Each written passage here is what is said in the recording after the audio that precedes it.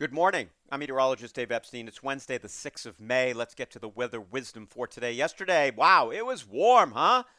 We saw some really warm temperatures across the area. Yesterday evening, still in the 70s across the area. Norwood yesterday, I saw 79 for the high temperature, one of the warmer days we've seen so far this year. Now, today we've got a little frontal system coming through, and that's going to bring temperatures back down towards 70 degrees for highs. There'll be a couple of showers holding off till the end of the day. By the way, Fitchburg, Lawrence, all getting above 80 degrees yesterday afternoon. Nashua as well, 83, 84 degrees, so a very warm day.